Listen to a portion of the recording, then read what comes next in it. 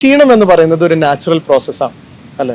നമ്മളിപ്പോൾ സ്കൂളിൽ പോവുകയോ അല്ലെങ്കിൽ ജോലി ചെയ്യുകയോ നമ്മളൊരു പ്രൊഡക്റ്റീവ് ആയിട്ടുള്ള ഒരു ഡേ കഴിഞ്ഞിട്ട് വരുന്ന ഒരു നാച്ചുറൽ എൻഡ് പ്രോസസ് ആണ് ക്ഷീണം എന്ന് പറയുന്നത്. വീക്ക്നെസ്, ടയർഡ്നെസ് എല്ലാം. പക്ഷേ ഇത് 24/7 നിരന്തരവും ഒരാൾക്ക് ക്ഷീണം തോന്നുകയാണെങ്കിൽ അതൊരു അബ്നോർമാലിറ്റിയാണ്, അതൊരു നാച്ചുറൽ പ്രോസസ് അല്ല. ഹായ്, ഞാൻ ഡോക്ടർ ഹാമിദ്, ഇത് ഡോക്ടർ ഷിംജി, പ്രകൃതി സൗഖ്യം, കാഞ്ഞങ്ങാട്. ക്ഷീണം എന്ന് പറയുന്നത് ഒരു നാച്ചുറൽ പ്രോസസ്സാണ് അല്ലേ. നമ്മളിപ്പോൾ സ്കൂളിൽ പോവുകയോ അല്ലെങ്കിൽ ജോലി ചെയ്യുകയോ നമ്മളൊരു പ്രൊഡക്റ്റീവ് ആയിട്ടുള്ള ഒരു ഡേ കഴിഞ്ഞിട്ട് വരുന്ന ഒരു നാച്ചുറൽ എൻഡ് പ്രോസസ് ആണ് ക്ഷീണം എന്ന് പറയുന്നത്. വീക്ക്നെസ്, ടയർഡ്നെസ് എല്ലാം. പക്ഷേ ഇത് 24/7 നിരന്തരവും ഒരാൾക്ക് ക്ഷീണം തോന്നുകയാണെങ്കിൽ അതൊരു അബ്നോർമാലിറ്റിയാണ്, അതൊരു നാച്ചുറൽ പ്രോസസ് അല്ല. ഈ ഒരു നിരന്തരമായിട്ടുള്ള ക്ഷീണം നമ്മളെ ഡെയിലി ലൈഫിൽ ഭയങ്കരമായിട്ട് ബാധിക്കുന്ന ഒരു കാര്യമാണ്. കാരണം നമ്മളുടെ വർക്ക് ടൈമിന് ചെയ്യാൻ പറ്റില്ല, അല്ലെങ്കിൽ സോഷ്യൽ ഗ്യാതറിങ്സിന് പോകാൻ പറ്റില്ല.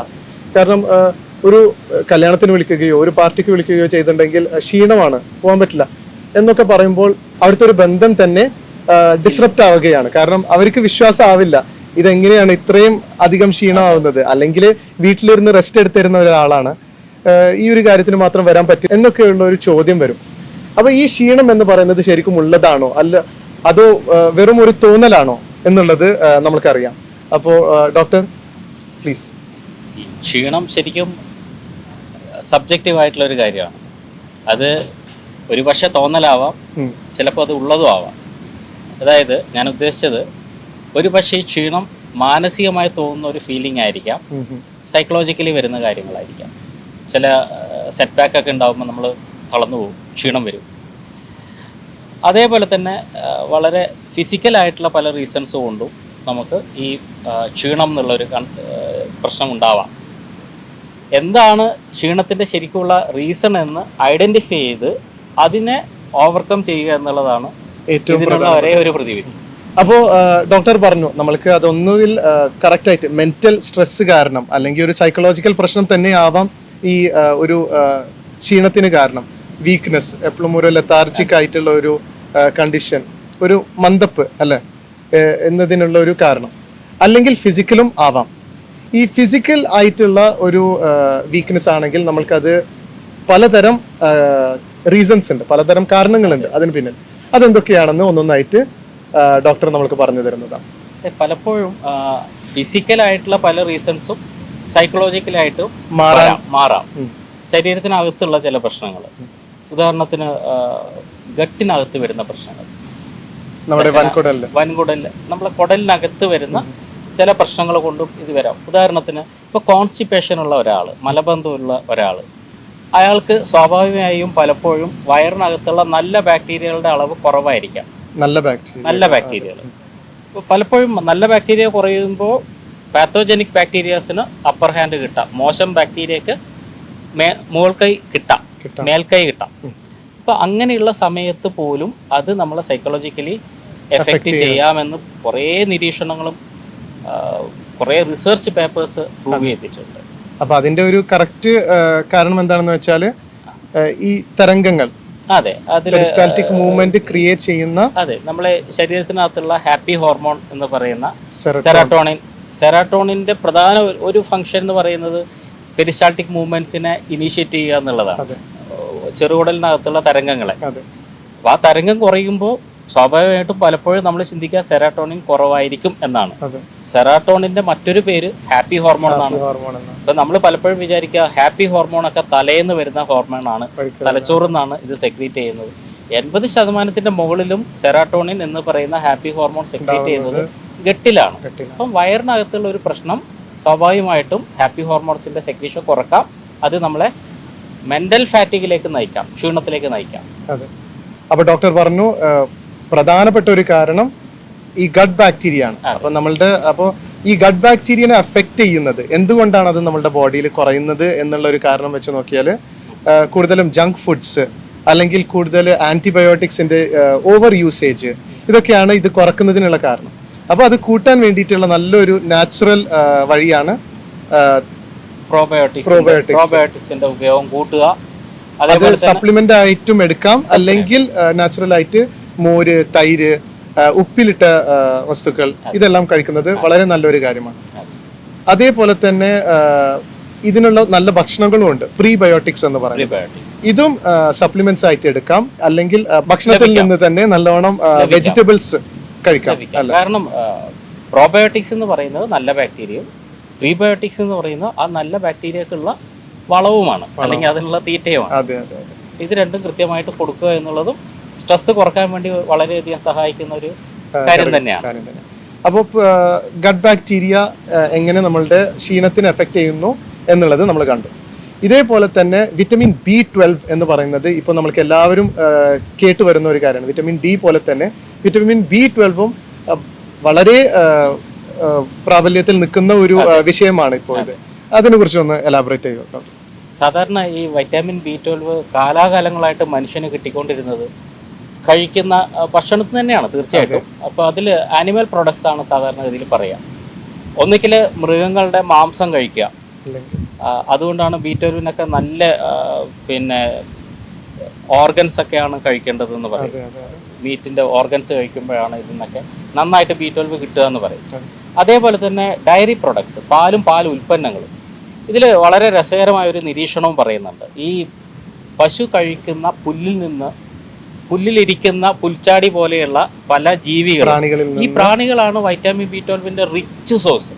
അപ്പോൾ ഈ ഡയറക്റ്റായിട്ട് നമ്മൾ ആരും പ്രാണികളെ കഴിക്കാറില്ല, പക്ഷെ പലപ്പോഴും പുല്ലോട് കൂടിയിട്ട് ഈ പശുക്കൾ കഴിക്കുന്ന B12 പാലിലൊക്കെ വരും. അത് നമ്മൾ കഴിക്കുമ്പോൾ ധാരാളം റിച്ച് സോഴ്സ് കിട്ടും. ഇപ്പൊ ഏത് പശുവാ പുല്ല് കഴിക്കുന്ന പശുക്കൾ വളരെ കുറവാണ്. അപ്പൊ അതും ഒരു കാരണമായിട്ട് ഒരു രസകരമായ ഒരു നിരീക്ഷണം അതിന്റെ മുകളിലുണ്ട്. അപ്പൊ അതാണ് ഏറ്റവും പ്രധാനപ്പെട്ട കാരണം. അപ്പോൾ എല്ലാവരും ചോദിക്കുന്ന ഒരു ചോദ്യമാണ്, പണ്ട് കാലത്തും എല്ലാവരും ജീവിച്ചിരുന്നല്ലോ, അവർക്ക് ഈ ഒരു പ്രശ്നം ഉണ്ടായിരുന്നില്ലല്ലോ, ഇപ്പോൾ മാത്രം എന്തുകൊണ്ടാണ് ഡോക്ടർമാർ വിറ്റമിൻ ഡിയും വിറ്റമിൻ B12ഉം കാരണം പറഞ്ഞുകൊണ്ട് ഇത്രക്കധികം നമ്മളെ ബുദ്ധിമുട്ടിക്കുന്നത് എന്ന് വരെ ചോദ്യങ്ങൾ വരാറുണ്ട്. അപ്പൊ ഇതാണ് അതിന്റെ ഒരു കറക്റ്റ് ആയിട്ടുള്ള ഒരു സയൻസ്. അപ്പൊ അതേപോലെ തന്നെ നമുക്ക് വിറ്റമിൻ B12 പറഞ്ഞ പോലെ നമുക്ക് ഇപ്പൊ ഡയറ്റിൽ കിട്ടുന്നത് വളരെ കുറവാണ്. അപ്പൊ ഏറ്റവും നല്ലൊരു പ്രതിവിധി എന്ന് പറയുന്നത് വിറ്റമിൻ B12ന്റെ സപ്ലിമെന്റ്സ് എടുക്കുന്നത് തന്നെയാണ്. അപ്പോ വിറ്റമിൻ B12 എങ്ങനെ നമ്മളുടെ വീക്ക്നെസ്, നമ്മളുടെ ക്ഷീണത്തെ അഫക്റ്റ് ചെയ്യുന്നു എന്നുള്ളതും നമ്മൾ കണ്ടു. അടുത്ത് നമുക്ക് വിറ്റമിൻ ഡിനെ കുറിച്ച് അറിയാം. വൈറ്റമിൻ ഡി ഇപ്പോൾ ഏറ്റവും കൂടുതൽ ചർച്ച ചെയ്യപ്പെടുന്ന ഒരു വൈറ്റമിനാണ്. പലരും ചോദിക്കാറുണ്ട് എന്തിനാണ് വൈറ്റമിൻ ഡി നോക്കുന്നത്. പക്ഷെ പലപ്പോഴും നമ്മുടെ ഒരു തെറ്റിദ്ധാരണ വൈറ്റമിൻ ഡി ഉണ്ടെങ്കിലും ഉപയോഗിക്കുന്നത് നമ്മുടെ എല്ലുകളുടെ ബലത്തിന്, ജോയിന്റിന്റെ ബലത്തിനൊക്കെയാണ്, അതുപോലെ മുടി, പല്ല് ഇതിനൊക്കെയാണെന്നാണ്. ഇതിന് മാത്രമല്ല, വൈറ്റമിൻ ഡി എന്ന് പറയുന്നത് വളരെ വലിയ ഒരു വാസ്റ്റ് സ്പെക്ട്രം ഓഫ് ഡിസീസിനെ പ്രിവെന്റ് ചെയ്യുന്നതാണ്. അതിൽ വളരെ പ്രധാനപ്പെട്ട ഒന്ന് നമ്മളെ സ്ട്രെസ്സും ആയിട്ട് കണക്റ്റഡ് ആണ്. ഇപ്പോൾ ഉള്ള പല പുതിയ പഠനങ്ങളും പറയുന്നത് അൽഷീമേഴ്സ് പോലെയുള്ള പ്രശ്നങ്ങൾക്കും പാർക്കിൻസൺസിനും ഒക്കെ വൈറ്റമിൻ ഡി ഒരു ഇന്നെവിറ്റബിൾ ആയിട്ടുള്ള ഒരു ട്രീറ്റ്മെന്റ് പ്രോട്ടോകോൾ ആയിട്ട് പറയുന്നുണ്ട്. തീർച്ചയായിട്ടും നമ്മൾ കഴിച്ചിരിക്കേണ്ടുന്ന ഒരു ഇതായിട്ട് പറയുന്നുണ്ട്. അപ്പോൾ സ്ട്രെസ്, വൈറ്റമിൻ ഡിന്റെ ഡെഫിഷ്യൻസി കൊണ്ട് തീർച്ചയായിട്ടും അതിഭീകരമായ സ്ട്രെസ് ഉണ്ടാവാനുള്ള, ക്ഷീണം ഉണ്ടാവാനുള്ള സാധ്യത ഉണ്ട്. അതുകൊണ്ട് വൈറ്റമിൻ ഡിയും B12 പോലെ തന്നെ വളരെ ഇമ്പോർട്ടൻ്റ് ആയിട്ടുള്ള ഒരു ഘടകമാണ്. ഇതേപോലെ തന്നെ നമ്മൾ വിചാരിക്കും നല്ലോണം സൺലൈറ്റ് കിട്ടുന്നുണ്ട്, പലതരം സോഴ്സിൽ നിന്ന് കിട്ടുന്നുണ്ട്, പക്ഷെ അതൊക്കെ ട്രേസ് അമൗണ്ട്സ് ആണ്. അപ്പൊ ഏറ്റവും നല്ലത് അത് സപ്ലിമെന്റ് ചെയ്യുന്നത് തന്നെയാണ്. തീർച്ചയായിട്ടും ഡെഫിഷ്യൻസി ഉള്ളവർ സപ്ലിമെന്റ് എടുക്കുന്നതാണ് ഏറ്റവും നല്ലത്. അപ്പൊ അതേപോലെ തന്നെ ക്ഷീണത്തിനും ലതാർജിക്കും നമ്മൾ കാണുന്ന ഒരു ഡെഫിഷ്യൻസി എന്ന് പറയുന്നത് omega-3 എന്ന് പറയുന്ന ഒരു ഫാറ്റി ആസിഡ്. അതിനെ കുറിച്ച് ഈ omega-3 ഏറ്റവും ശ്രദ്ധിക്കേണ്ടത്, നമ്മുടെ തലച്ചോറ് ഉണ്ടാക്കിയതിൽ 80% ഫാറ്റാണ്, കൊഴുപ്പാണ്. ഈ കൊഴുപ്പിന്റെ അതിന്റെ ബ്യൂട്ടി, ഈ കൊഴുപ്പിന്റെ മെജോറിറ്റിയും omega-3 ആണ്. അപ്പോൾ omega-3 കുറഞ്ഞു കഴിഞ്ഞാൽ സ്വാഭാവികമായിട്ടും അത് ബ്രെയിൻ ഫംഗ്ഷനെ ബാധിക്കാം. അപ്പം അതുകൊണ്ട് തന്നെയാണ് omega-3 ഏറ്റവും നല്ലൊരു റിസോഴ്സ് ആയിട്ട് പറയുന്നത്. അതുപോലെ തന്നെ ഫിസിക്കലി ഉണ്ടാകുന്ന ഏതൊരു ഇൻഫ്ലമേഷനും നമ്മളെ ക്ഷീണത്തിലേക്ക് നയിക്കാം. അപ്പോൾ ഒരു ആൻറ്റി ഇൻഫ്ലമേറ്ററി ഏജൻറ്റ് കൂടിയാണ് omega-3. അപ്പം omega-3 അടങ്ങിയ മത്സ്യങ്ങളൊക്കെ ധാരാളം കഴിക്കുക. ഇനി അതല്ലാത്തവർ omega-3യുടെ സപ്ലിമെൻറ്റേഷൻസ് എടുക്കുക. ഇതും ക്ഷീണത്തിനെ ഒരു വലിയ പരിധി വരെ മാറ്റാൻ വേണ്ടി സഹായിക്കുന്നതാണ്. ഇപ്പോൾ omega-3 മത്സ്യത്തിൽ നന്നായി കിട്ടുമെന്ന് പറഞ്ഞു. അപ്പോൾ അത് നമ്മൾ കുക്ക് ചെയ്യുന്ന വിധവും അതിൽ വളരെ ഇമ്പോർട്ടൻ്റ് ആണ്. കാരണം ഞാൻ പറഞ്ഞു omega-3 നമ്മൾ കഴിക്കുന്നത് ആൻറ്റി ഇൻഫ്ലമേഷൻ പ്രോസസ്സ് ഉണ്ടാക്കാൻ വേണ്ടിയിട്ടാണ്, ഇൻഫ്ലമേഷനെ ചെറുക്കാൻ വേണ്ടിയിട്ടാണ്. പക്ഷെ അതേസമയം നമ്മൾ പൊരിച്ചും വറുത്തും ഒക്കെ കഴിക്കുന്ന സാധനങ്ങളിൽ ഇൻഫ്ലമേഷൻ കൂട്ടാനുള്ള സാധ്യതയും ഓക്സിഡേഷൻ കൂട്ടാനുള്ള സാധ്യതയാണുള്ളത്. അതുകൊണ്ട് ഒരു കാരണവശാലും പൊരിച്ചും വറുത്തും മത്സ്യങ്ങൾ കഴിക്കരുത്. അത് കറി വെച്ച് കഴിക്കുക, അല്ലെങ്കിൽ ഫിഷ് മോളിയൊക്കെ പോലെ നന്നായിട്ട് തേങ്ങാപ്പാലും വളരെയധികം ബ്രെയിനിനെ ഹെൽപ്പ് ചെയ്യുന്ന സാധനമാണ്. അതുകൊണ്ട് അങ്ങനെ കുക്ക് ചെയ്യുന്നതാണ് ഏറ്റവും അഭികാമ്യമായിട്ടുള്ള കാര്യം. അപ്പോൾ omega-3 കുറിച്ച് നമ്മൾ കണ്ടു. ഇനി അടുത്ത് നമ്മൾ മഗ്നീഷ്യം എന്ന് പറയുന്ന ഒരു മിനറലിനെ കുറിച്ച് കൂടുതൽ അറിയാം. അതിൽ ഒരു കാര്യം നമ്മൾ നോക്കേണ്ടത്, പലപ്പോഴും നമ്മൾ ജോലി ചെയ്തുകൊണ്ടിരിക്കുമ്പോഴല്ല നമുക്ക് ക്ഷീണം അനുഭവപ്പെടുക. വീക്ക് ഡേയ്സിൽ നമ്മൾ വളരെ കൃത്യമായും ചിട്ടയായും വർക്ക് ചെയ്തുകൊണ്ടിരിക്കുന്ന ദിവസങ്ങളിൽ നമുക്ക് ക്ഷീണം അറിയാറില്ല. കാരണം സ്ട്രെസ് ഹോർമോണാണ് നമ്മൾ ഈ ഓടിക്കുന്നത് മുഴുവൻ. ഞായറാഴ്ച ദിവസം, അവധി ദിവസം കിടന്നു കഴിഞ്ഞാൽ എഴുന്നേക്കാനേ തോന്നാറില്ല, തല പൊങ്ങാതെ കിടക്കും. എന്തുകൊണ്ടാണ് അത്? കാരണം അവിടെ മഗ്നീഷ്യം ആണ് ഇമ്പോർട്ടൻ്റ് റോൾ. അപ്പം മഗ്നീഷ്യം ഡെഫിഷ്യൻസി ഉള്ള ഏതൊരാൾക്കും ഈ പറയുന്ന ക്ഷീണം വർദ്ധിക്കാനുള്ള സാധ്യത വളരെ വളരെ വർദ്ധിക്കും. അതുകൊണ്ട് മഗ്നീഷ്യവും വളരെ ഇമ്പോർട്ടൻ്റ് ആയിട്ട് ക്ഷീണം മാറ്റാൻ അകത്തേക്ക് കൊടുക്കേണ്ട ഒരു ഘടകമാണ്. അപ്പോൾ മഗ്നീഷ്യം കുറവുള്ളവർക്ക് വേറൊരു നല്ലൊരു സൈൻ എന്ന് പറയുന്നത് ട്വിച്ചിങ്സ്, പലതരം ക്രാമ്പിങ്സ്, കാലിൻ്റെ ഒക്കെ ക്രാമ്പിങ്സ് ഉണ്ടാവാൻ സാധ്യത കൂടുതലാണ്. അപ്പോൾ അങ്ങനെയും ഉണ്ടെങ്കിൽ അത് ഉറപ്പുവരുത്താം, നിങ്ങൾക്ക് മഗ്നീഷ്യത്തിൻ്റെ കുറവാണ് ഈ ഒരു ക്ഷീണത്തിനും ലെത്താർജിക്കും കാരണമെന്നുള്ളത്. ഇപ്പോൾ സ്ട്രെസ് ഹോർമോൺ എന്ന് പറഞ്ഞു, നമ്മുടെ വീക്ക് ഡേയ്സിൽ നമ്മളെ ഹെൽപ്പ് ചെയ്യുന്നത് ആ സ്ട്രെസ് ഹോർമോൺ എന്ന് പറയുന്ന കോർട്ടിസോളാണ് നമ്മൾക്ക് ആ ഒരു എനർജി തരുന്നത്.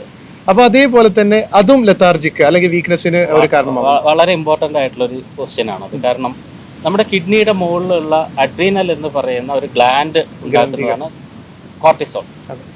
ഈ അഡ്രീനൽ ഗ്ലാൻഡ്സ് ഉണ്ടാക്കുന്ന കോർട്ടിസോള് വർദ്ധിച്ചു കഴിഞ്ഞാലും പ്രശ്നമാണ്, കുറഞ്ഞു കഴിഞ്ഞാലും പ്രശ്നമാണ്. കുറയുമ്പോഴാണ് ഈ പറയുന്ന അതികഠിനമായ ക്ഷീണം ഉണ്ടാകുന്നത്.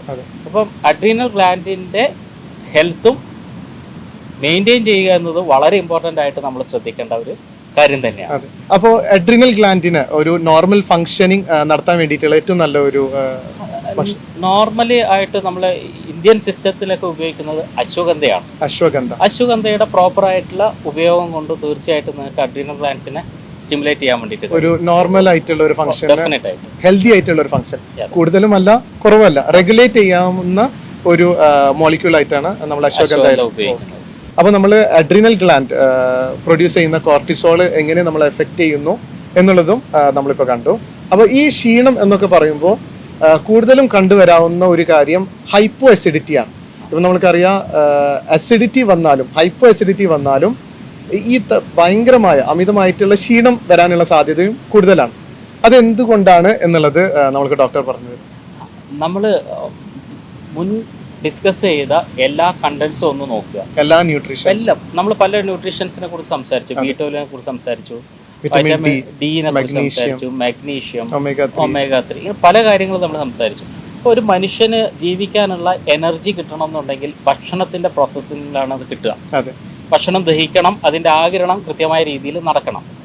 പക്ഷേ ഹൈപ്പോ അസിഡിറ്റി ഉള്ള ഒരു മനുഷ്യനെ സംബന്ധിച്ചിടത്തോളം പലപ്പോഴും ഭക്ഷണത്തിൻ്റെ ദഹനവും ആഗിരണവും കൃത്യമായ രീതിയിൽ നടക്കാറില്ല.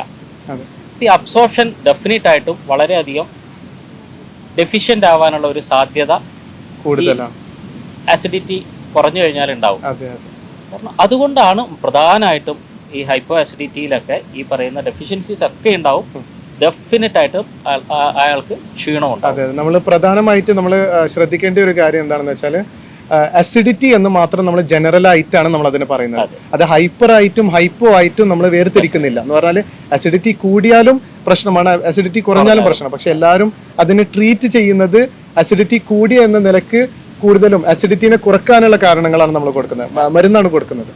അപ്പൊ അസിഡിറ്റി കുറഞ്ഞു പോയതിൽ ഇനിയും കുറക്കാനുള്ള മരുന്ന് കൊടുത്താൽ അത് ഇനിയും ഈ ഒരു കോംപ്ലിക്കേഷൻസിന്, സിംറ്റംസിന്, ക്ഷീണത്തിന്, അമിതമായിട്ടുള്ള ക്ഷീണത്തിന് കൂട്ടുക തന്നെ മാത്രമാണ് ചെയ്യുന്നുള്ളൂ. അമിതമായിട്ടുള്ള ക്ഷീണം എന്തുകൊണ്ടാണ് വരുന്നത് എന്നുള്ളത് നമ്മൾ കണ്ടു.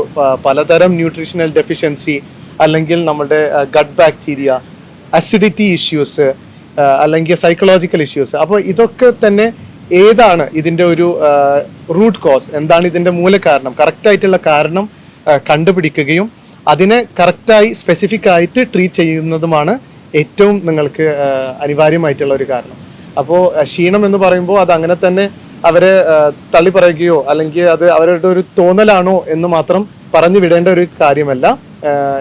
അതിൻ്റെ ട്രീറ്റ്മെന്റ് പ്രോട്ടോകോൾ അതിന് കൊടുക്കേണ്ടതാണ്. അപ്പോൾ will see you with another good video next time.